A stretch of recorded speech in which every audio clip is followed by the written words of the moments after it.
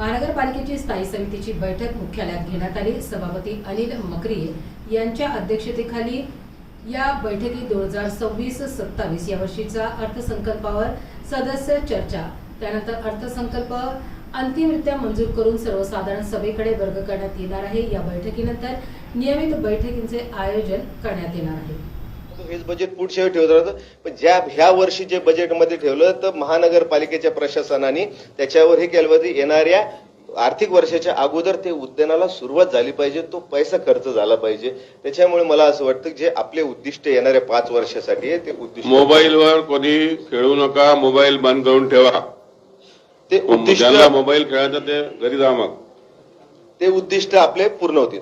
दुसरं, आपण बाकीच्या याच्यामध्ये बोलले होते, हौसला बुलंद हो तो कोई दीवार नहीं होती। आम्ही सगळेच हौसला घेऊन, एक ऊर्जा घेऊन नगरसेवक महानगरपालिकेत आलेलो आहे।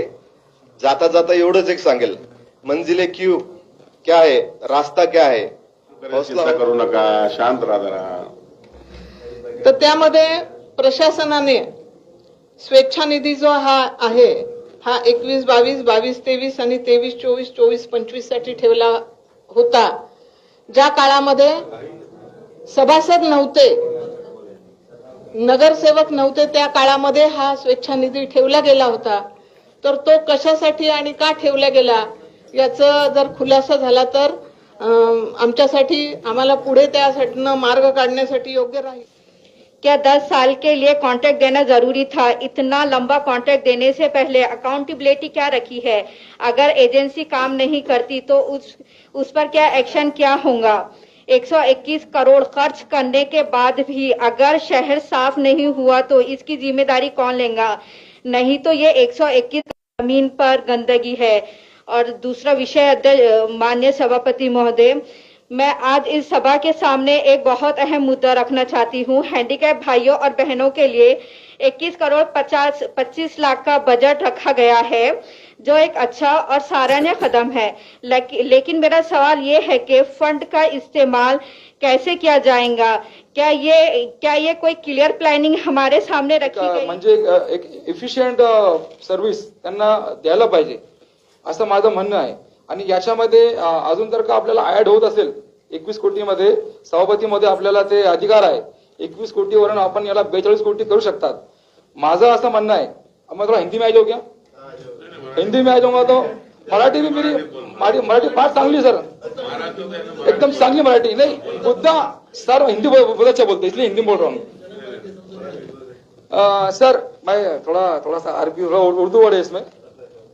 तो हमारे में कहावत, हमारे में नहीं पूरे समाज में कहावत है कि भाई कोई भी अपन की, मिस्किन, गरीब की दुआ कभी लेंगे तो अपने को उसकी दुआ लगती और आगे अपने नगरसेवकाचं जर ताकद असेल इमिजिएट काम करण्याची, छोटे मोठे काम हे जे आहे हे स्वेच्छानिधीशिवाय होऊ शकत नाही।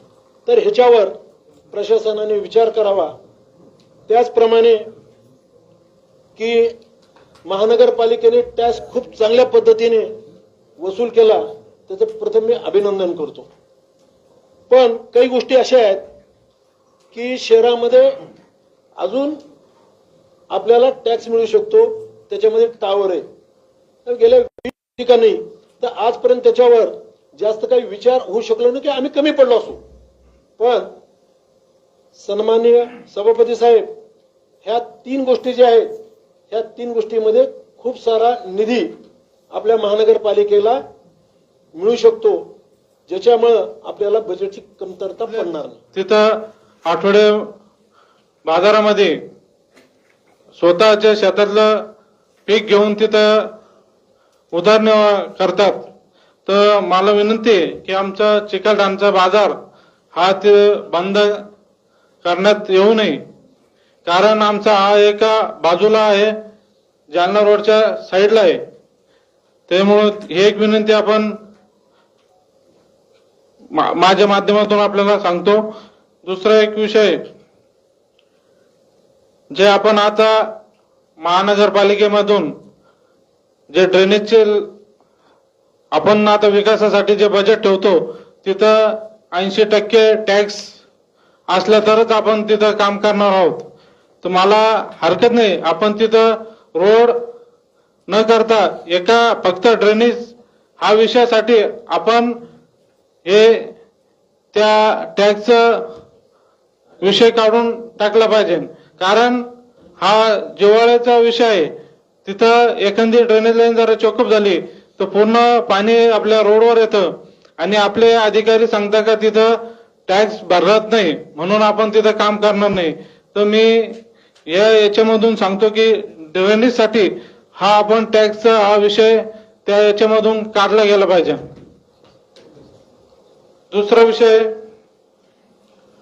स्वच्छ निधीसाठी. आता सगळ्यांनीच आपला हा विषय मानलेला आहे की आपण स्वच्छ निधी हा सर्व नगरसेवकासाठी या बजेटमध्ये ठेवा, ही एक विनंती आहे. आणि जे काही अधिकार येणाऱ्या सभापती महोदयाला असतील त्यांनी आमच्या विकासासाठी त्यांनी पैसे आम्हाला उपलब्ध करून द्यावं ही एवढी विनंती करतो. थांबतो. सभापती साहेब, की महानगरपालिकेचं उत्पन्न वाढण्याकरता अजून एक नियोजन जर व्यवस्थित केलं की बऱ्याच कॉलन्यामध्ये मोठमोठाले ग्राउंड आहेत. बन्सीलाल नगर आणि डायरेक्ट हाडको किंवा मग 7 व्हील इथून गाड्या यायला पण अडचण होत असते. हाडको बळीराम पाटीलच्या पाठीमागे झालेले आता. तर एक विनंती आहे की शाहगंजला फायर स्टेशन व्हावं, कारण की जुनं शहर आहे आणि दुरून गाड्या यायला फार वेळ लागतो. आणि ताईने जी 2 व्हीलरची कन्सेप्ट मांडली त्यात एक अजून एक सुधारणा करतो की जे छोटे 2000 लिटरचे टँकर जे शहरात फिरतात त्या धर्तीवर जर आपण एक छोटं फायरचं गाडी केली तर चांगलं होईल. कारण की आपलं कसोपारा, खाराकुवा, राजा बाजार, आपला औरंगपुरा, संभाजीपेठ अशा बऱ्याच ठिकाणी नाळेबाग छोटे छोटे रस्ते आहेत आणि तिथे गाड्या मोठे फायरच्या गाड्या जाऊ शकत नाही, अडचण होते. तर ती पण विचार करावा. आणि मोबाईल टॉयलेट जे ताईंनी सांगितलं, मोबाईल टॉयलेट शहरात कुठेच आपल्याकडे महापालिकेच्या जागा उपलब्ध नाही आहेत चांगल्या की तिथे आपण काही करू शकतो. तर मुंबई पुण्याच्या याच्या धर्तीवर आपण मोबाईल टॉयलेट महिलांसाठी पुरुषांसाठी आपण ती व्यवस्था करू शकतो का, ते पण एक नियोजन करावं या अर्थसंकल्पात. आणि आपलं जुनं शहर आहे, जुनं शहरात रस्ते बरेच अरुंद आहे तर ते पण पाहावे. आता ट्रॅफिकची समस्या बरीच झालेली आहे. तर महापालिकेतर्फे P1 P2 अशी जी मागे कन्सेप्ट होती ती आता कुठेच दिसत नाही. आपण स्मार्ट सिटीकडे वळतोय पण आपलं जुनं शहर स्मार्ट होत नाहीये, त्याच्याकडे लक्ष वेधावं एवढं सांगतो. पण शिक्षण विभागाचा विषय आलेला नाही अजूनपर्यंत. तर मी शिक्षण विभागावर बोलू इच्छिते की शिक्षण विभागाच्या अंतर्गत मला हे सांगायचंय की आजपर्यंत 25, 30 वर्ष सेवा देणाऱ्या बालवाडीच्या शिक्षकांचा पण आपल्या बजेटमध्ये त्यांचा देखील विचार झाला पाहिजे. कारण आज त्यांनी इतके वर्ष सेवा केल्यानंतर सुद्धा त्यांना आपण पुरेसं मानधन देत नाही, नियमित वेळेवर पगार देत नाही, तर त्यांना पण अडचणींना खूप फेस करावं लागतं.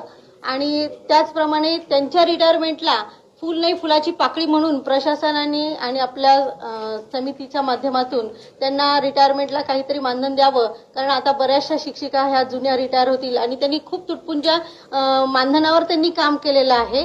त्यामुळे त्यांना न्याय मिळावा एवढीच विनंती करते. आणि त्याचप्रमाणे जे रिटायर निवृत्त शिक्षक जुने आहेत त्यांचं सुद्धा पूर्ण करत असताना आयोजित बैठकीस उपस्थित असलेले आपले स्थायी समितीचे सभापती सन्माननीय मखरे साहेब, समितीचे सर्व सन्माननीय सदस्य, माझे सर्व सहकारी अधिकारी कर्मचारी आणि सोबतच पत्रकार बंधू या ठिकाणी उपस्थित आहेत, त्यांचे सर्वांचे या ठिकाणी मी स्वागत करतो. अपेक्षा आणि वाढीव निधीची अपेक्षा व्यक्त केली. या संदर्भात काही मुद्दे आहेत ठळक, काही रिपीट झालेले आहेत, मी ते रिपीट करणार नाही. जे ठळक मुद्दे आहेत त्यातला विषय असा आहे की महानगरपालिकेच्या ज्या मालमत्ता आहेत, प्रॉपर्टीज आहेत, ज्या की आपण काही संस्थेला काही व्यक्तिगत नागरिकांना विविध प्रयोजनासाठी लीजवर किंवा भाड्याने दिलेले आहेत. लीज आणि भाडं हे दोन गोष्टी वेगळ्या आहेत. तर हे देत असताना काही जे शॉर्ट मुदतीचे आहेत, काही लॉंग टर्मचे आहेत. तर त्याचं एकंदरीत सगळ्याचं रिव्ह्यू घ्यावं. त्याच्यापासून उत्पन्न किती येतंय, येणारं उत्पन्न कमी असं सन्माननीय सदस्यांचं, बऱ्याच सदस्यांचं म्हणणं आलं आणि त्याचा रिव्ह्यू घ्यावा असंही त्या ठिकाणी म्हटलं गेलं. तर मी या संदर्भात सांगू इच्छितो की याचं रिव्ह्यू आपण प्रशासनामार्फत घेत आहोत. बऱ्याच मालमत्ता अशा आहेत की आपण वेगवेगळ्या प्रयोजनासाठी देण्यासाठी त्याचं एक्सप्रेशन ऑफ इंटरेस्ट मागवत असतो आणि त्याचा एक बेसिक रेट आपण ठरवलेला असतो. त्याच्यापेक्षा वर किंवा H1 ज्याला म्हणतो आपण, तर H1 वाल्याला जे कोण एजन्सी असेल किंवा व्यक्ती असेल अशा लोकांना आपण ते देतो. परंतु जुन्या काळात जे काही कमी दराने भाड्याने किंवा लीजनं दिलेले आहेत त्याचा रिव्ह्यू प्रशासनामार्फत घेण्यात येत आहे. दुसरा एक विषय निघाला की होर्डिंग्ज असतील, युनिपोल्स असतील, किओस्क असतील, गॅन्ट्रीज असतील, याच्या माध्यमातून सुद्धा कमी उत्पन्न येते. मागील 3-4 दिवसात मी या संदर्भात, आता हे अनऑफिशियली असेल किंवा ऑफिशियली असेल, या संदर्भात मी नाशिक, पिंपरी चिंचवड, पुणे या महानगरपालिकेतील संबंधित अधिकाऱ्यांशी चौकशी केली. तर ते सुद्धा त्यांनी काही लोकांना मागच्या काळामध्ये दिलेले आहेत की